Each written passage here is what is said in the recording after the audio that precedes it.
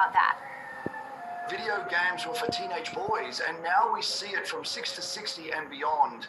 And what we see is that at least half, and in many cases more than 50% of the population are women. You know, I'm watching my son who's 6 and my daughter who's 9 get into gaming, and the beauty of what games can bring and how I'm able to connect with my kids. There's no question, Doug, the demographic is changing, but who benefits from that? Which companies? Is it EA? Is it more social mobile games? Is it Nintendo? Who? I think it can be all of the above. I think that what we have is a really solid, strong, hardcore gaming base. The people who play Halo are always going to be very loyal to that franchise. The same could be said for Call of Duty, and those franchises continue to grow as they find new ways to monetize. I think what we're seeing, and EA may be a great example, is studios trying to diversify and bring more mobile into their platforms, more casual, and we're even hearing more about hyper-casual games that have a very low learning curve, very easy to adopt for people, whether they're 6 or 60. And so I think you're going to see these gaming companies continue to be acquisitive, buying small publishers and adding some of these easy games to play on mobile as part of their overall offering. So is there a sleeper company, party, game we should be watching out for at E3? Yeah, I feel like I probably look at this company every year. I'm a little biased, but I always like to see what Square Enix is doing. It's a company that's traded in Japan, so it's not as well known as some of the U.S. game makers. But they're launching a Galaxy of the Guardians game this year. That's expected, at least, and I think they will. And Marvel stuff always plays well, so I think that has the chance to be kind of a sleeper, or maybe a game people haven't been thinking about coming out of E3 that could steal a little bit of the show. All right. Doug Clinton of Loop Ventures, thanks so much for joining us. We will be watching the show as it kicks off this weekend. Appreciate you taking the time. And that does it for this edition of Bloomberg Technology. Make sure you tune in Monday. We're going to be speaking to Microsoft President Brad Smith. Have a wonderful weekend, everyone. I'm Emily Chang in San Francisco. This is Bloomberg.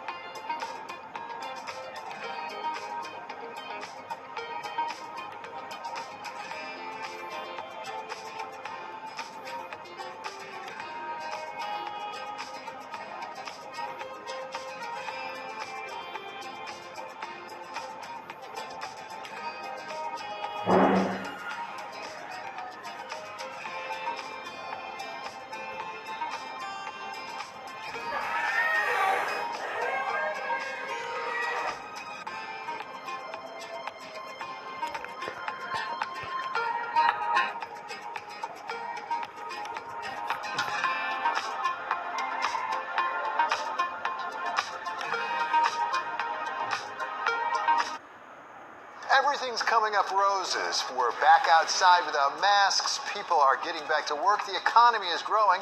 So, should we be worried? This is Bloomberg Wall Street Week. I'm David Weston. This week, Steve Ratner of Willett Advisors and Katie Koch of Goldman Sachs on investing when so many lights on the dashboard are green. We have rarely seen so much enthusiasm, bullishness, if you want to call it that, about the market. People are worried that inflation is going to cause higher rates and disturb the equity market rally. And special contributor Larry Summers of Harvard on wishing ourselves to success.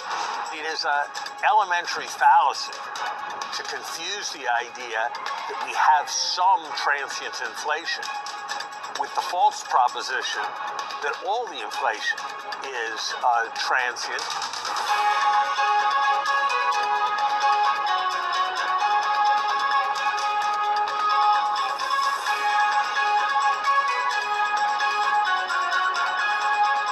This week we saw more of everything. More stimulus as both the Fed and the ECB say they'll keep buying those bonds at accelerated rates. The Governing Council expects net purchases under the PEP over the coming quarter to continue to be conducted at a significantly higher pace than during the first months of the year. More inflation as the U.S. CPI grew at the top of the range of expectations. It was up 5% year over year for the month of May, and Chinese producer prices shot up. I do believe that there is now a significant inflationary danger. More job openings for those looking for work as the JOLTS numbers are running at record highs. And more meme stocks as AMC and GameStop are so last month, replaced by stocks like Clover Health and Clean Energy Fuels and prison operator Geo Group. I think you're in a global craps game where everybody's talking to each other and they're having a blast. And then, by the way, you get to go home, the market shuts down, and you get to go to a bar. I understand you go to half of these bars, and the meme stocks are half the conversations. But the one thing there wasn't more of was fear, as the 10-year yield dipped back down below 1.5%, and equities spent the week flirting with record highs, with the S&P 500 up for a third week in a row. So being a trader may have been some fun this week, but what was it for investors? Did we learn anything for the longer term? And is there a downside to all this forward momentum? For some answers, welcome now Steve Ratner. He's chairman and CEO of Willett Advisors, which invests the family and philanthropic assets of Michael Bloomberg, founder and majority owner of our parent company, and Katie Koch, global co-head of fundamental equity funds at Goldman Sachs. So welcome both of you, Steve and Katie. Katie, let's start with you. The headline for me this week is we had, as I say, 5% inflation year over year in the month of May. That's the highest it's been in 30 years. The real yield is at negative rates that we haven't seen since 1980 when inflation was out of control, and the markets just shrugged it off. How can that be right? Yeah, very interesting inflation print. Like you said, the CPI basket clearly showing a lot of upward pressure. And to answer your question, why is the market shrugging it off? It's obviously because the Fed is telling us this is transitory, and the market also is believing it's transitory.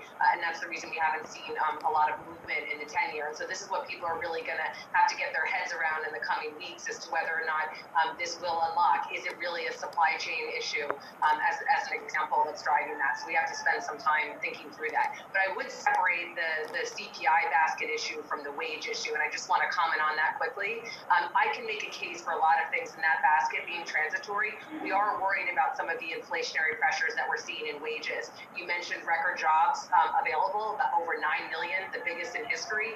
From our portfolio companies, we're seeing some people have to increase wages by 40% to bring people back into the labor market.